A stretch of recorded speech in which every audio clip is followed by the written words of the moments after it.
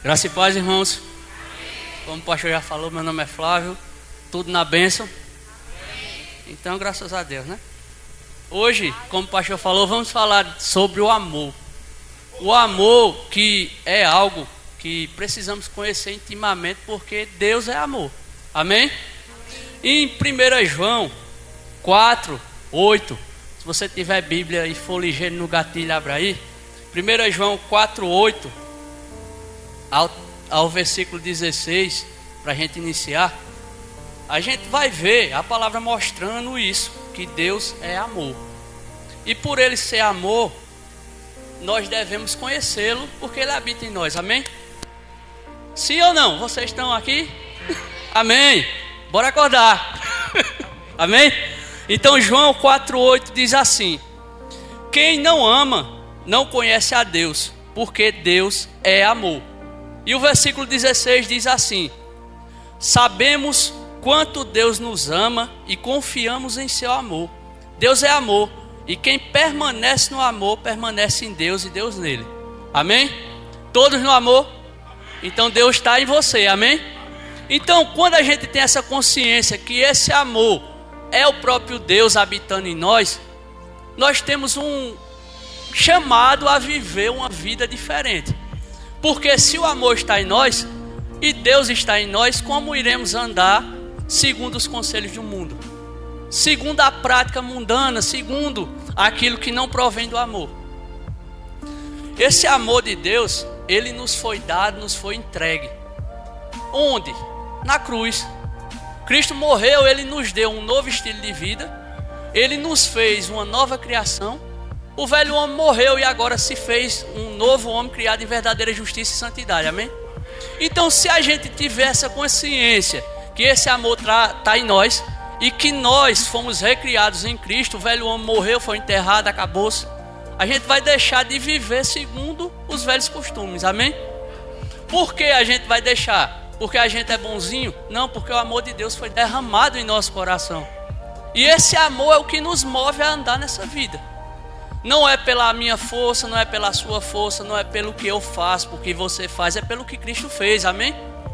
Então, em Romanos 5,8 diz: mas Deus nos prova seu grande amor ao enviar Cristo para morrer em nós, por nós, aliás, quando nós éramos pecadores, inimigos de Deus, mortos em nossos delitos, pecados, no pecado de não crer no Filho de Deus, de não reconhecer Jesus como o autor e consumador da nossa fé.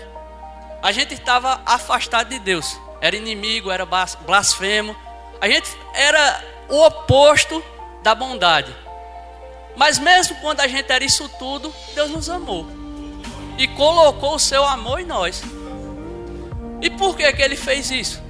João 3,16, todo mundo conhece, amém? Deus amou o mundo tanto que enviou seu único filho para morrer para que todo aquele que nele crê não pereça, mas tenha a vida eterna. E Ele nos deu o poder de sermos feitos filhos de Deus. Então quando a gente recebe esse amor, nós mudamos de natureza, nós mudamos de estágio e passamos para outro estágio. A Bíblia fala que nós fomos retirados do reino das trevas e passamos para o reino da luz, do Filho do seu amor. Então se houve essa mudança de localidade, agora tem uma mudança de vida que nós precisamos viver conhecendo esse amor e praticando. Porque se a gente fica somente naquilo que acha, naquilo que pensa, não se desenvolve, não cresce, a Bíblia fala que o herdeiro ele tem direito a tudo, mas enquanto ele é criança, ele precisa de um tutor para tomar conta dele, para ele não comprar tudo de confeito, amém? Mas quando o herdeiro cresce, ele vai usufruir da herança. E a Bíblia fala que a gente é co-herdeiro em Cristo. De quem? De Deus. Então, se Deus tem tudo, Deus fez tudo, Deus criou tudo, por que que Ele nos deu o seu precioso amor para morar em nós? Ele quer que a gente viva uma vida aquém disso. Você já parou para pensar? Imagina você que tem filho, que o próprio Cristo disse: vocês que são maus antes de nascer de novo, certo? Agora ninguém tem a maldade dentro. Agora você nasceu de novo, agora você tem a bondade, amém? Mas Cristo usou um exemplo e disse: vocês sendo maus, sabeis dar boas coisas a seus filhos. Quanto mais o Pai Celeste que está no céu vos dará o Espírito. Então, agora se você nasceu de novo, a bondade foi colocada dentro de você junto desse amor. E o texto diz que esse amor foi derramado pelo Espírito. Para quê? Para que a gente viva uma vida em quê? Na carne ou no Espírito? Então, se a gente tem esse modo de viver, porque a gente vai viver no modo inferior? Vai viver numa situação aquém. É a mesma coisa do camarada ganhar uma Ferrari e querer andar de pé daqui para o centro. Andar um carro, uma moto, o que quer que seja. E deixar em casa a moto, o carro, porque a gasolina está cara. E vou andar de pé. É uma coisa que não tem sentido. Se você tem um carro, você tem condição de botar 1 litro de gasolina e andar com o carro, ou não? Do mesmo jeito, é uma comparação efêmera. Mas se você tem a vida de Deus, o amor de Deus dentro de você, por que você vai andar no pecado? Vai andar na desgraça do pecado e não na graça de Cristo. Amém? Então o amor, meu irmão, o amor é um estilo de vida. O amor é uma forma que tem superior de nós andarmos. Mas só que, para isso precisamos colocar algo na nossa mente. Quando nascemos de novo, a Bíblia fala que somos feitos filhos de Deus, recebemos esse poder. E essa palavra filho no grego, ela é teknon. Teknon quer dizer filho, bebê, recém-nascido. Só que esse texto que eu citei antes, do filho herdeiro, que tem acesso à herança quando cresce, essa palavra é ruiós. É outro tipo de filho, é um filho maduro. Então, para a gente usufruir desse amor na sua totalidade, a gente precisa crescer e se tornar maduro. Se nós não crescermos, se a gente ficar sempre bebezinho, na papinha, comendo miojo, a gente não cresce e vai andar segundo a carne. A Bíblia mostra aqui, em Romanos 5,5. Abra sua Bíblia para a gente ter um contexto bíblico em cima disso. Romanos 5,5.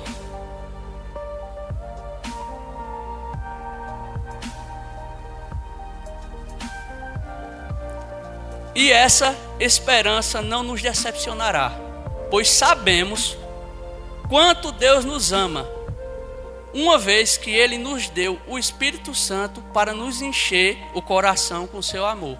Em outras versões diz, o amor de Deus foi derramado em nossos corações pelo Espírito. Então, se nós temos esse amor derramado, algo que é derramado transborda, amém? E se algo transborda, dentro da ilustração de uma vida de amor, é para quê? Transbordar o amor. E amor, deixando um adendo aqui bem claro, amor não é ajeitar, amor não é estar com kikiki, amor não é estar vendo o outro na safadeza e dizer, eita irmão, tudo bem. Não, Jesus chegou para os religiosos representantes de Deus naquele tempo e disse, vocês são filhos de Satanás, porque vocês são mentirosos igual o pai de vocês. E desde o princípio mentem e são firmados na mentira. Jesus amou eles ou não? Sim ou não? Então, amor não é só ajeitado. Amor é expor a salvação, a luz, para que haja mudança. Muita gente tem uma concepção de amor que amor só é quando eu me sujeito ao que fulano está fazendo, porque eu tenho que amar ele, e o bichinho, coitadinho, e o camarada se afundando, porque a Bíblia diz que um abismo chama outro abismo. O camarada se afundando, e o outro, não, eu estou amando. Que nada, meu irmão, tu está sendo conivente. E pecado também tem pecado por conivência, porque Tiago diz, aquele que sabe praticar o bem e não pratica, comete pecado. Amém? E se você vê seu irmão dentro do buraco afundando e deixar ele lá, você está cometendo pecado. Afinal de contas, você tem um amor dentro de você, amém? Se você tem um amor, é para quê? Para fazer alguma coisa. Então, esse amor como estilo de vida, nós podemos ver em Gálatas capítulo 5, versículo 16. Gálatas 5:16.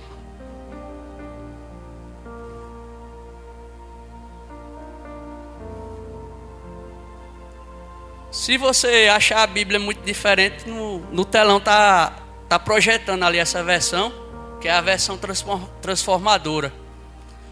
Diz assim: por isso digo, deixem que o Espírito guie sua vida. Assim não satisfarão os anseios da sua natureza humana ou da carne. Versículo 22. Mas o Espírito produz este fruto: amor, alegria, paz, paciência, amabilidade, bondade e fidelidade, mansidão e domínio próprio. Não há lei contra essas coisas. Paulo, em suas cartas, ele diz que a lei veio mostrar o nosso erro, veio mostrar que a gente era pecado, se não existisse, que a gente estava em pecado. Se não existisse lei, a gente não sabia que estava em pecado. O próprio Paulo disse: se a lei não viesse me mostrar que eu estava fazendo algo errado, eu não saberia.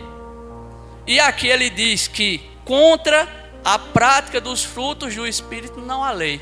Ou seja, não há pecado, não há cobrança. Não é mostrado que você está no erro e consequentemente na morte, porque o pecado gera morte. Então, se não há lei, existe um direcionamento para a prática. E se nós praticarmos isso aqui, nós vamos viver seguindo a direção divina. No versículo 25 diz: uma vez que vivemos pelo Espírito, sigamos a direção do Espírito em todas as áreas de nossa vida. Não é somente em uma, é em todas.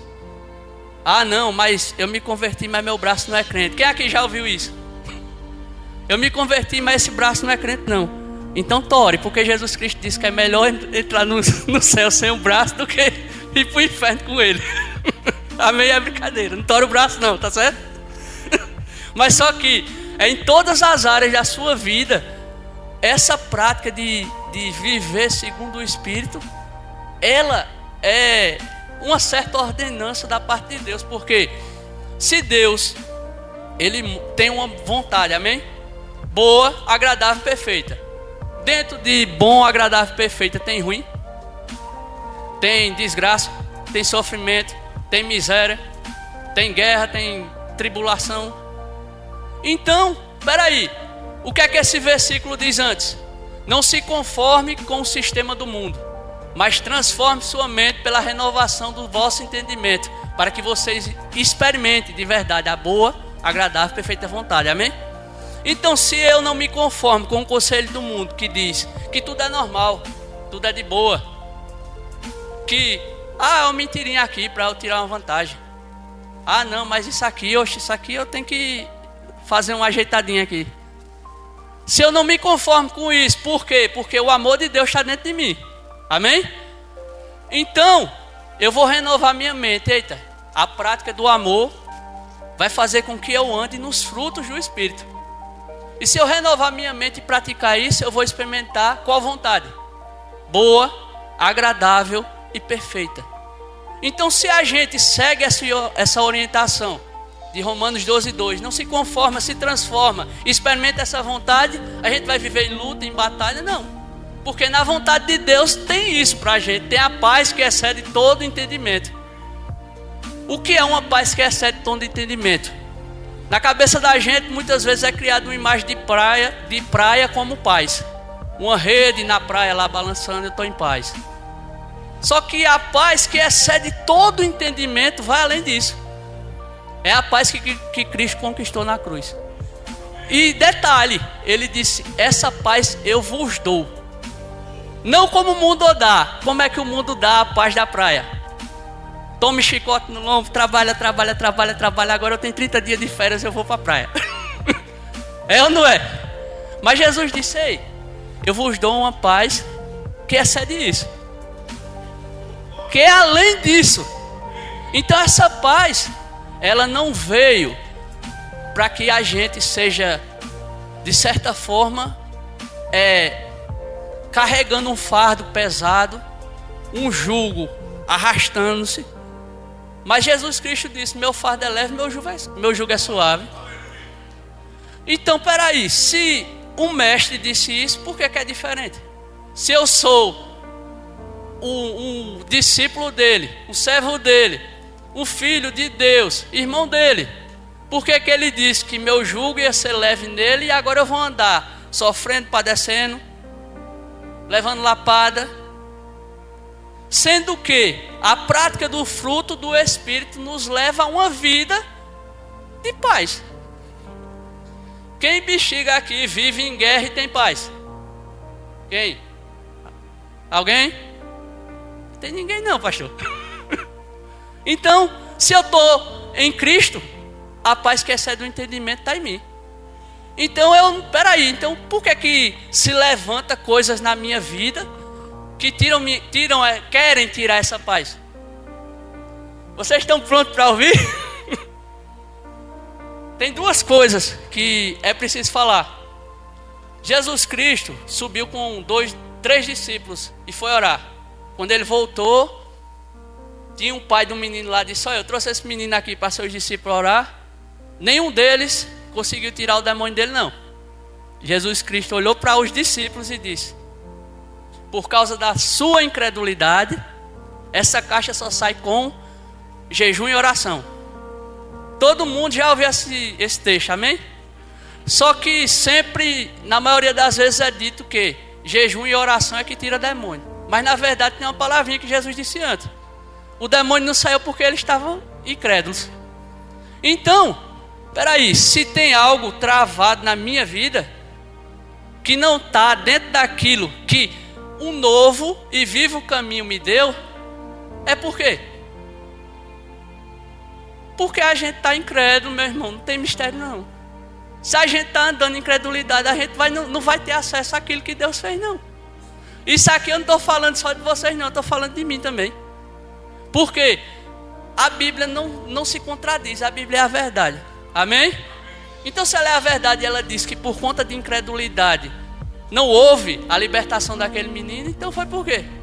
Foi por causa do jejum e oração? Não, eles tinham que deixar de ser incrédulos jejuando e orando. Amém? Então, outra coisa. Se nós não temos acesso a isso que Cristo conquistou, é porque estamos de forma infantil, imaturos, incrédulos e não vamos usufruir daquilo que Deus tem para nós. Só que quando a gente vai deixando de ser orgulhoso, soberbo, vai se dedicando àquilo que Cristo deixou escrito, vai buscando a verdade, vai sendo livre, a gente vai viver isso aqui. Porque isso não é mentira, isso aqui não é historinha de escola, uma historinha de menino dormir. Isso aqui é a palavra de Deus, a verdade absoluta. A firmeza de Deus está expressa aqui para a gente viver. E se a gente buscar isso aqui, como quem busca tesouros escondidos, a gente vai encontrar aquilo que Cristo proporcionou para nós. Paulo em Coríntios, ele diz algo. Deixa eu achar aqui o texto. É porque tem texto com força aqui. Em Coríntios, 2 Coríntios 5,16. 2 Coríntios 5,16.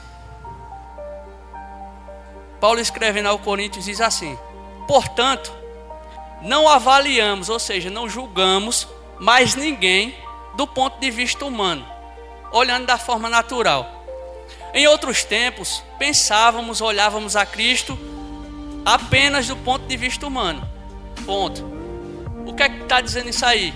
Que a gente não olha mais ninguém do ponto de vista natural, e nem mesmo a Cristo. O que é olhar a Cristo do ponto de vista natural? Alguém sabe? Quando Cristo ele veio à terra por meio de Maria, nasceu, ele estava sendo o quê?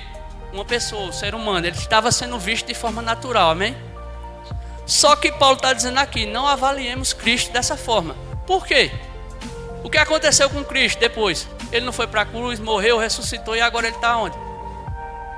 À direita de Deus, na posição de autoridade. E ele disse: vocês farão coisas maiores, por quê? Eu vou para o Pai. Então, se ele está lá e diz que a gente vai fazer coisas maiores, a gente tem que olhar para ele como? Como o bichinho que está pregado na cruz?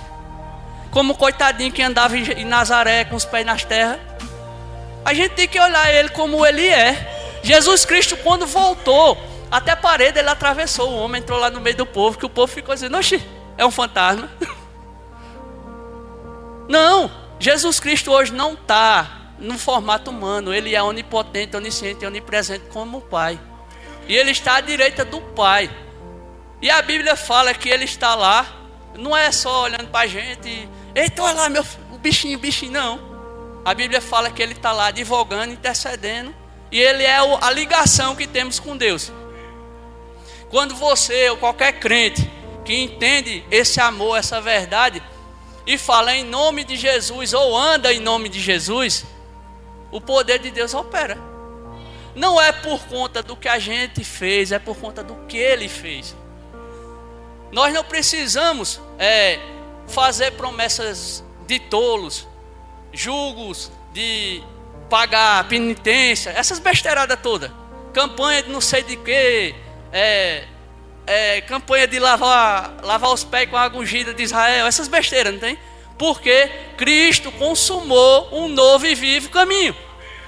Se Ele consumou, Ele deu acesso e nos colocou lá. Não foi nós que aceitamos, recebemos, não. Ele nos recebeu porque Ele nos amou primeiro. Então, se nós tivemos acesso a isso, irmão, precisamos valorizar isso de uma forma maior, buscando aquilo que Paulo disse e que Pedro também confirmou e apoiou. Busquem conhecer a graça de nosso Senhor Jesus Cristo. Com veemência ele diz: rogo-vos, pois, que conheçam a Cristo. E aqui em Coríntios ele diz: não como ele é em forma humana, mas como ele é agora. Continuando o versículo, diz assim: mas agora o conhecemos de modo bem diferente. Logo todo aquele que está em Cristo, agora é a gente. Logo todo aquele que está em Cristo se tornou nova criação. A velha vida acabou e uma nova vida teve início. Se algo acaba, continua, terminou, acabou. Então, eu tenho uma notícia para dizer a você: você agora não tem vida, a sua vida é de Cristo.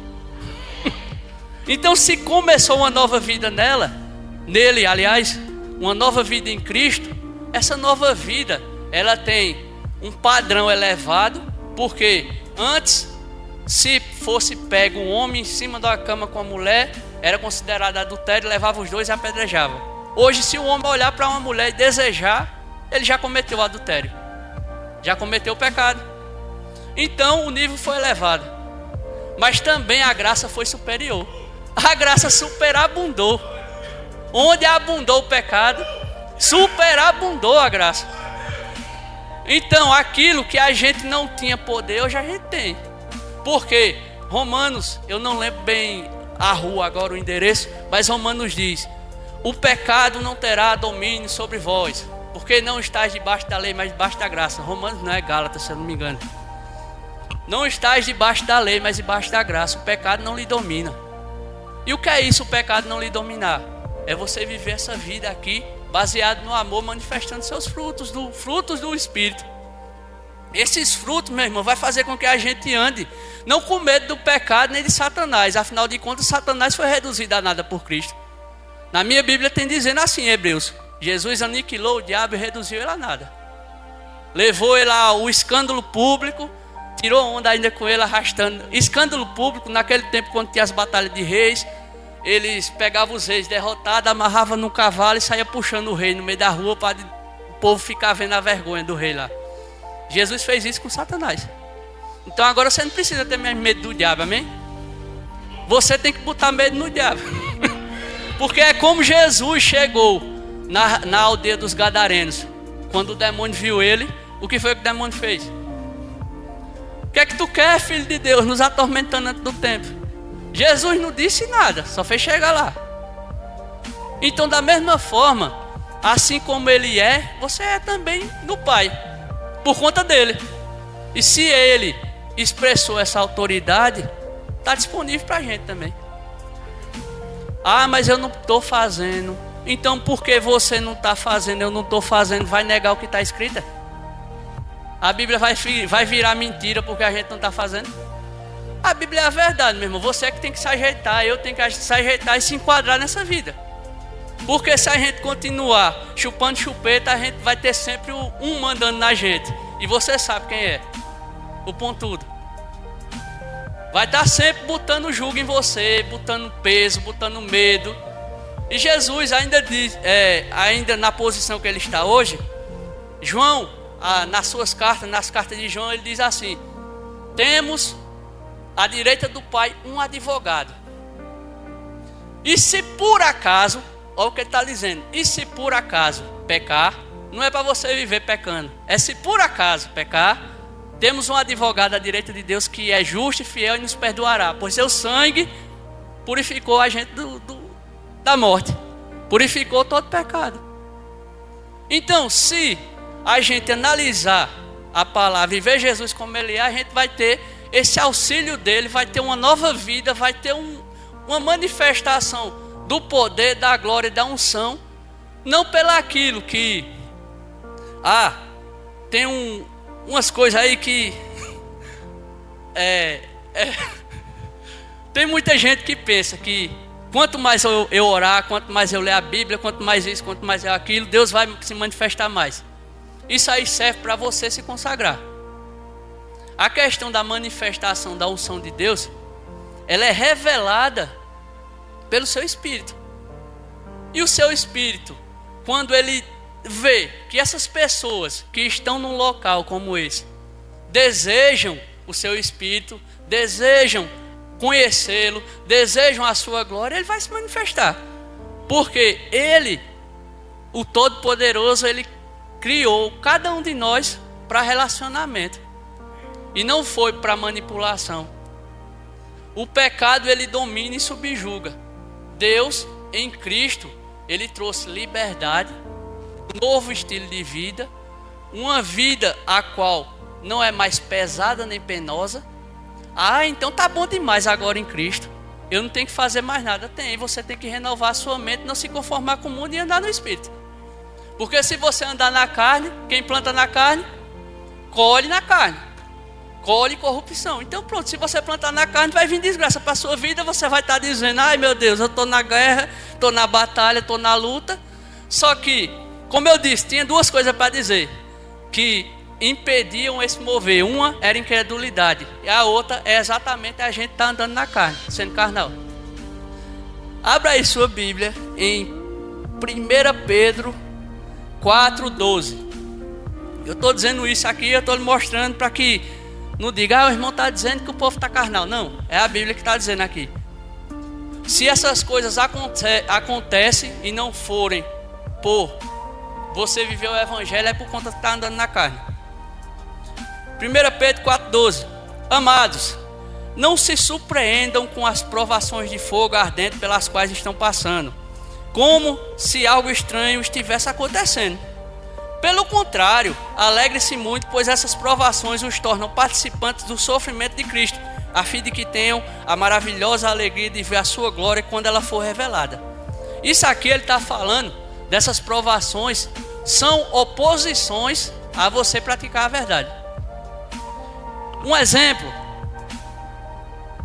eu acho que pode falar. Se você chegar no meio do povo que não acredita que pai, mãe e filho é uma família normal, porque tem família de todo jeito, mas que é uma família do padrão de Deus, essas pessoas vão dizer que você é careta, que você é cafona, vão dizer que vocês estão oprimindo ela, mas só que você está vivendo a verdade. Então isso é ser perseguido, é sofrer uma oposição por conta do nome de Cristo, amém? Não só é sofrer uma oposição, eita, é um mártir, como Estevão, por exemplo, esse monte de gente.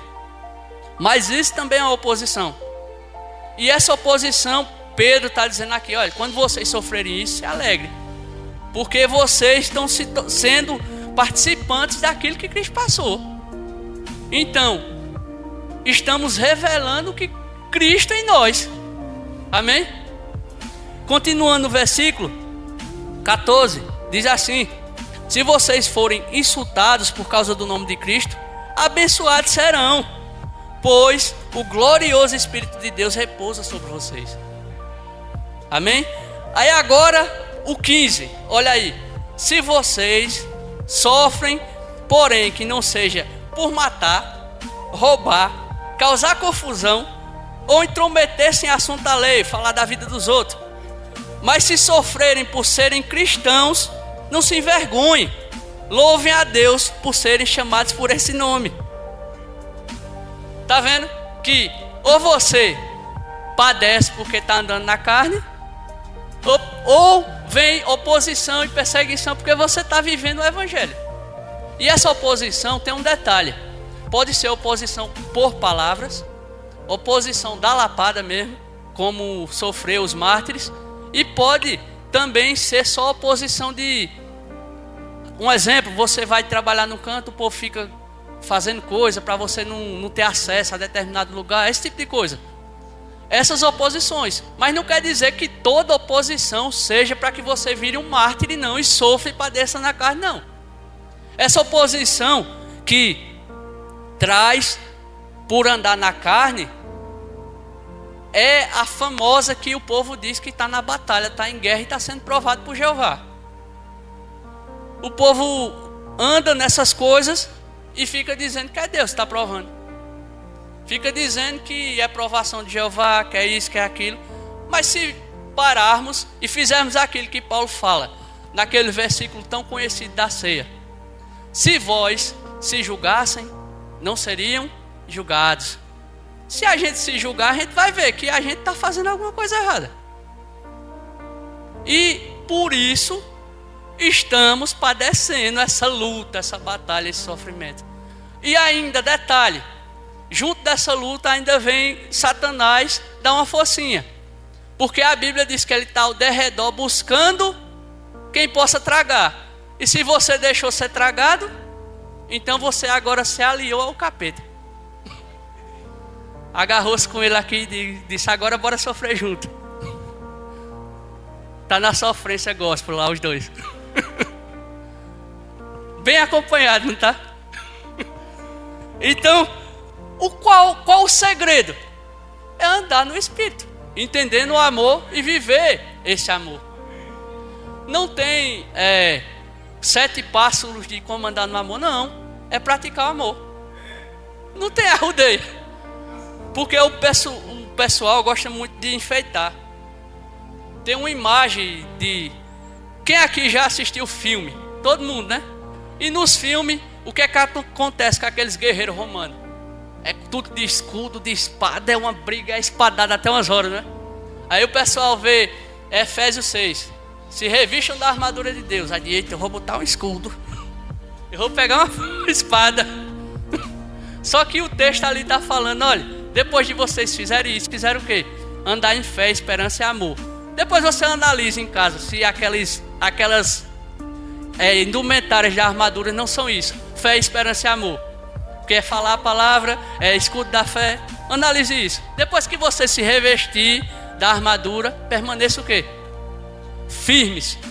Por que permanecer firmes? Porque a nossa luta não é contra a carne, não sangue, né? Não tem um versículo na sequência?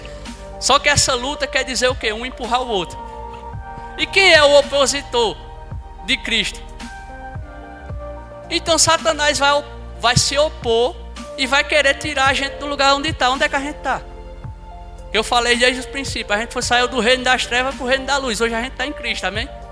E o diabo vai querer se opor, vai ficar naquele vai e volta, e nós vamos ter que permanecer firme. Essa é a luta.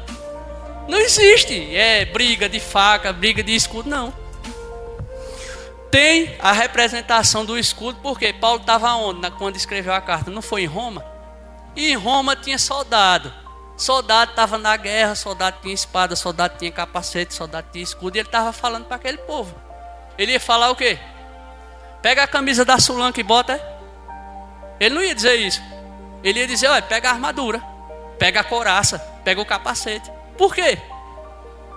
Mas só que a gente quer uma mente de Hollywood para estar brigando com o cão.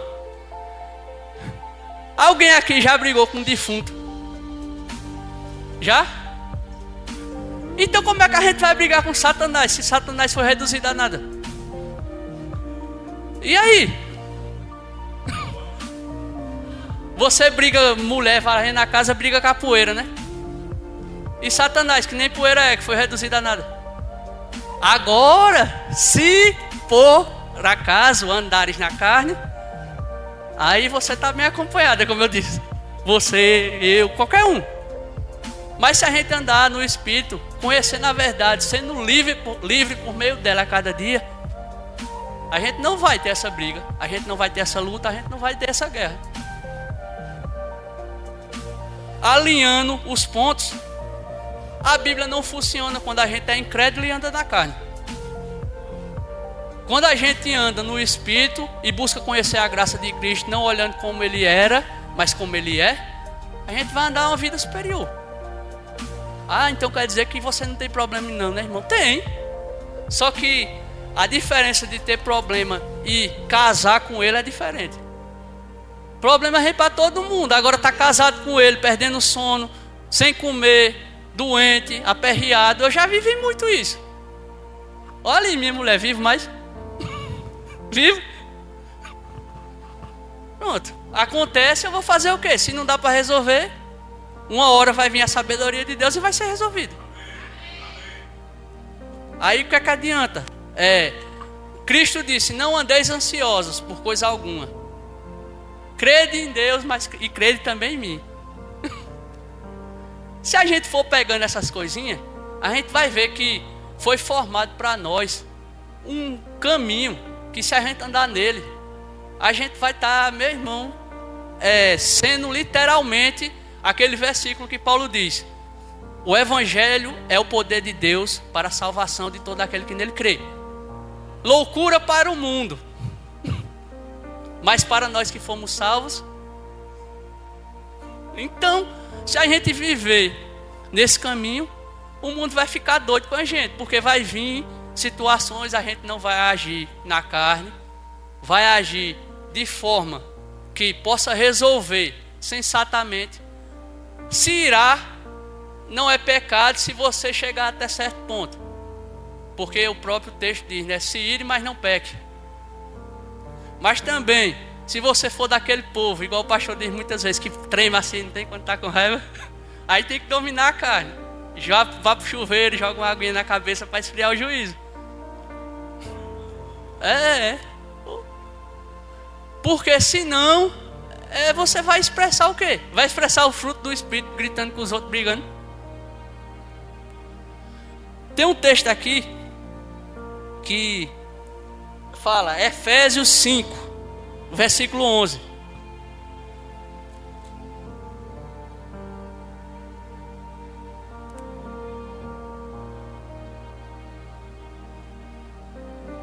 Efésios 5,11 diz: não participem dos feitos inúteis do mal e da escuridão.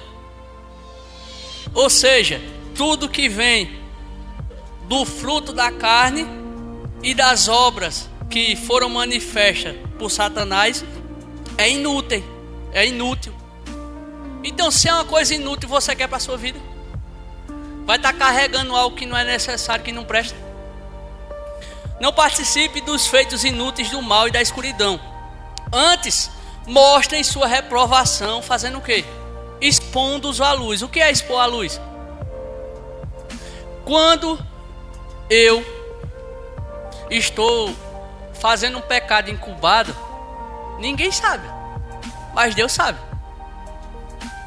E se eu não expor a palavra, que é a luz, a palavra é a lâmpada para os pés e luz para o nosso caminho. Se eu não expor e não deixar, o que é que vai acontecer? Como os mais jovens dizem, vai de arracha para baixo, né? Vai para o inferno, vai padecer, vai sofrer na carne se não se arrepender. E é um sofrimento que não tem fim, é um sofrimento eterno. O camarada leva uma topada dentro de casa, fica agoniado, botando remédio, botando gelo. Imagina o camarada levar uma topada no corpo todo, que não tem fim. Imagina só. Sem contar que a chama não apaga e o germe não morre. Eu acho que todo mundo aqui conhece aquele germe que cria em carne, tapuru. Pronto, um bicho daquele andando no seu corpo e você sentindo a dor, comendo a carne e o fogo pegando eternamente. É algo terrível. Mas para isso se manifestou Cristo, trazendo salvação a todo aquele que nele crê, para que a gente não passe por isso. Tem o lado horrível, mas tem o lado abundante. Cristo, ele veio fazer isso. Não porque a gente merecia, porque a gente era inimigo de Deus, mas porque Deus nos amou. No versículo 12 diz assim: é vergonhoso até mesmo falar daquilo que os maus fazem em segredo. Suas más intenções, porém, ficarão evidentes quando a luz brilhar sobre elas. Pois a luz torna visível todas as coisas. Por isso se diz: desperte você que dorme, levante-se dentre os mortos e Cristo o iluminará. Ou seja, a palavra vai iluminar isso, vai mostrar isso. E como eu disse, aquele que for achado nessas coisas que Paulo diz, né, que é vergonhoso até mesmo falar, vai ser mostrado pela palavra, confrontado. Se não mudar, vai sofrer eternamente. Não adianta ajeitar o evangelho para agradar a ninguém. O evangelho é simples: salvação em Cristo, condenação sem ele. E para nós que recebemos esse amor, essa condenação foi retirada. Todo mundo sabe aqui que é salvo, né? Por meio do que Cristo fez, recebemos isso. Mas também, se vivermos dissolutamente no pecado, isso aí é mudado, você sabe também, né? Porque salvação, ela pode ser perdida pela prática das obras da carne. Então, se houver essa mudança, também é perdido aquilo que foi construído em Cristo. Às vezes, a gente passa bastante tempo se esforçando para fazer algo. Por exemplo, dieta, academia, essas coisas. Academia mesmo, o cara vai, sofre. Aí daqui a pouco bebe um copo de refrigerante, pede tudinho. E imagina o camarada chegar aos 45 do segundo tempo e perder a salvação. Está diante de Cristo e Cristo dizer: apartai-vos de mim, eu não te conheço. Imagina. Então por isso que a luz, ela deve estar constantemente em nossa vida, para que a gente não seja pego nesse dia e passe a eternidade afastado de Deus. Ah, mas o irmão não veio pregar de amor. Isso não é amor, não. Querer que todo mundo seja salvo e viva uma vida numa graça superior, numa graça abundante, isso não é amor, não.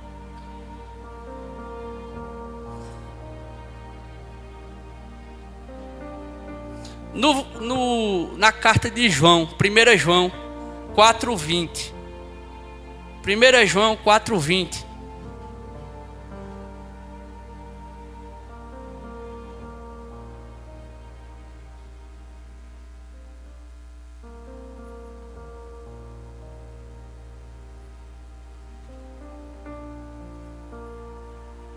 Diz assim: se alguém afirma ama a Deus, mas odeia seu irmão, é mentiroso.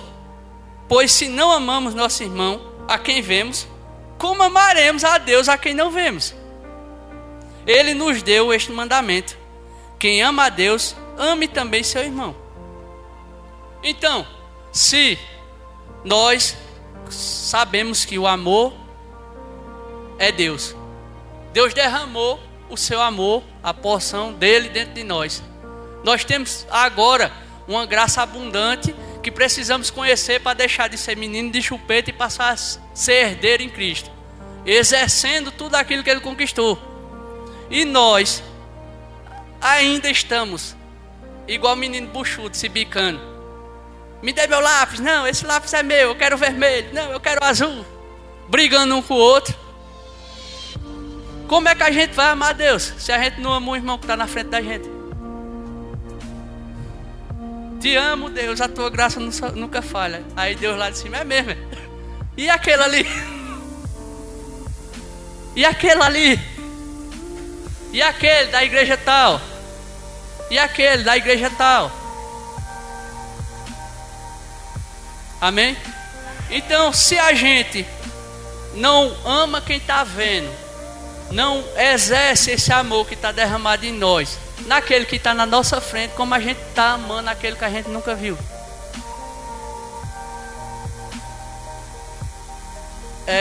Precisamos trazer esses conceitos de pensar na forma que a Bíblia diz para a nossa vida. Porque quando a gente para e pensa em algo, a gente começa a exercer aquilo de uma forma melhor. Porque a gente medita, a gente busca. É por aqui, é por ali. Não, isso aqui está errado, então deixa de fazer. Agora eu vou fazer o certo aqui. Essa é a nossa vida. Nós temos que, como eu falei, né, Romanos 12:2, não se conformar a renovar nossa mente, para que a gente experimente a vontade de Deus. Se não for assim, a gente vai passar ano, entra ano, faz aniversário, rompe ano, e é a mesma coisa. É só agarrado na chupeta. E por que isso não funciona? Porque a incredulidade da gente ainda está agindo. Ah, não, mas isso aqui, e por que não está assim? Porque está assado, e essa luta? Porque está andando na carne. Não, mas e isso? Porque não está amando o irmão? Não, mas é aquilo. Eita, eu estou roubando aqui um dinheirinho do meu marido. Não, mas e esse outro? Não, é porque eu estou fofocando da vida dos outros e nada de acontecer.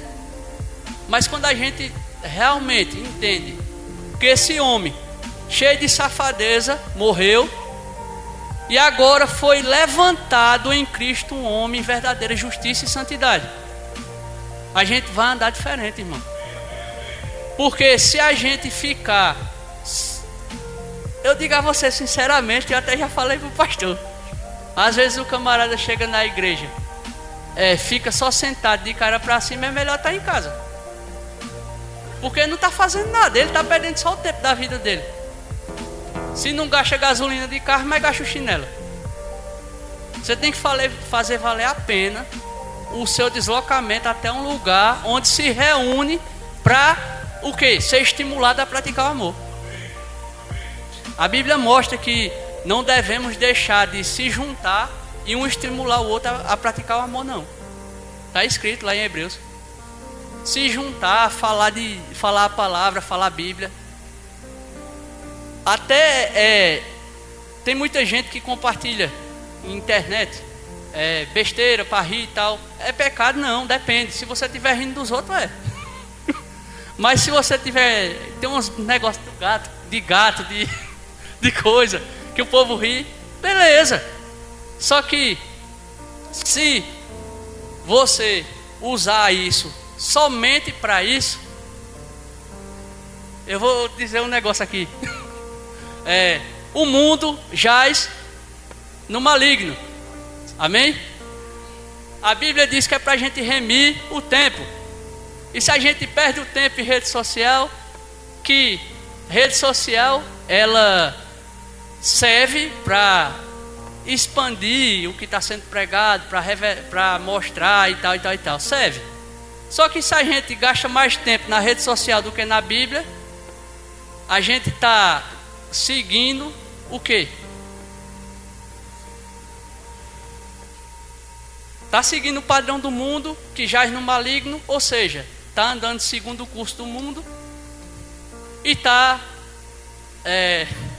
tendo como nosso seguidor não, como é a pessoa segue, como é o nome? O nosso influência principal, Satanás. Porque seu Instagram está sendo a imagem dele. Como assim a imagem dele? Ele está roubando seu tempo todinho.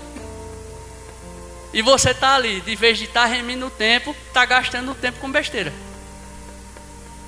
E se for, rede social, WhatsApp, telefone, televisão, o que quer que seja. Tem até um negocinho que o povo diz, né? Que o cabo está em cima do muro, aí o anjo fica, venha. Aí o diabo do outro lado calado. Por que tu não está chamando? Não, porque o muro é meu. É a mesma coisa. Ou você sim, se não, não. Ou você está em cima do muro. Porque o que passar disso vem do diabo. É de procedência maligna. Então, se a Bíblia nos aconselha a buscar conhecer a graça, e a gente está gastando mais tempo vendo os cachorros latir do que lendo a Bíblia, então a gente está em cima do muro. Amém? E está sendo influenciado por quem? É Deus que está fazendo você não ler a Bíblia? É? Todo mundo ficou calado.